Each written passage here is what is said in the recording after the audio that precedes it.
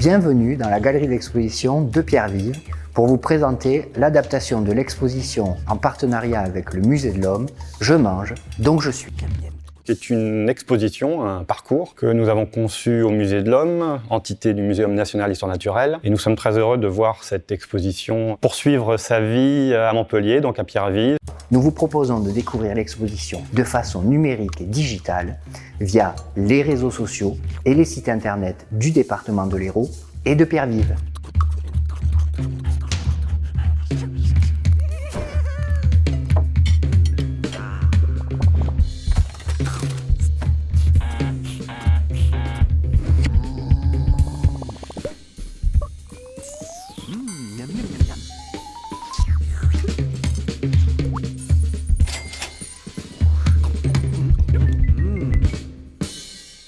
Je mange donc je suis, pourquoi un tel titre? Pour parler d'alimentation, ça fait réfléchir à la position de l'homme dans cette sphère alimentaire, en quoi nous sommes, à travers notre alimentation, à la fois des consommateurs et éventuellement des consomme-acteurs, comme on dit souvent, qui, par nos choix, pouvons agir sur notre environnement. Je mange donc je suis apporte un regard transdisciplinaire sur un sujet qui nous touche tous, l'alimentation. L'alimentation est un sujet très interdisciplinaire. C'est pour ça que nous avons convoqué dans ce conseil scientifique des disciplines très différentes, qu'elles appartiennent plutôt aux sciences humaines ou aux sciences dites de la matière. Tous ces champs de la connaissance qui nous permettent d'avoir un regard le plus objectif et exhaustif possible sur ce sujet alimentaire. Cette exposition est composée de 3 parties. La première partie traite de l'alimentation à l'échelle de l'individu. La construction du goût, les interdits alimentaires, le rapport au corps et les souvenirs.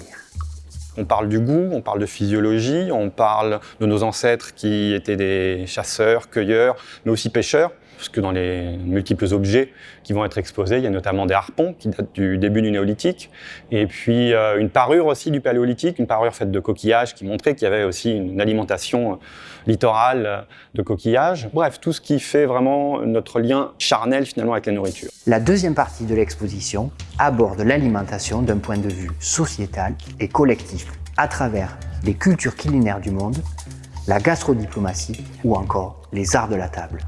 On va aborder les notions culturelles de l'alimentation, donc sociétales. Et donc là, on va avoir des objets autour des rituels, autour des manières de table, autour des manières de cuisiner, bien sûr, notamment un kakilima qui vient d'Indonésie, qui sont ces petites roulottes. En l'occurrence, celle que l'on a servait à cuisiner le bakso, ces boulettes de viande, qui sont des aliments du quotidien et qui sont un peu aussi à mettre en regard de choses beaucoup plus fastueuses que l'on montre aussi. Avec les notions d'art culinaire, on parle de Carême, qui était un grand pâtissier, mais aussi féru d'architecture et de dessin. Enfin, la troisième partie de l'exposition se place à l'échelle planétaire, en abordant la production alimentaire et la consommation de chacun. On termine la boucle, on a nourriture, culture, nature. Et là, on est vraiment sur les enjeux qui sont ceux d'aujourd'hui, de consommation, de production, l'élevage, l'agriculture, les choix, pour revenir au je mange donc je suis en tant que consommateur, qui par ses choix peut insuffler et orienter des politiques. Donc bien sûr, on va parler de la viande, on parle des légumes, on parle de l'eau, et puis on termine par les alimentations du futur. Alors est-ce que demain nous mangerons plutôt des algues, ou plutôt des poudres d'insectes, ou des OGM, ou est-ce que finalement nous mangerons strictement comme aujourd'hui et que tout ça n'est que pur fantasme? Ça fait partie des questions qui sont tout à fait ouvertes, sachant que l'exposition s'adresse vraiment à tous, enfants, adultes, novices, passionnés, tout le monde y trouvera son compte. Cette exposition soulève de nombreuses questions sur l'alimentation et nous questionne sur notre place dans la société. Beaucoup de questions restent en suspens. Nous avons un site qui s'appelle l'alimentation en question, sur lequel les visiteurs de l'exposition sont invités à poser leurs questions pour que les scientifiques y répondent, parce qu'on sait bien que justement l'alimentation suscite énormément de questions, et c'est tant mieux. Ça veut dire que c'est un sujet qui passionne, et à juste titre, parce que c'est un sujet du quotidien.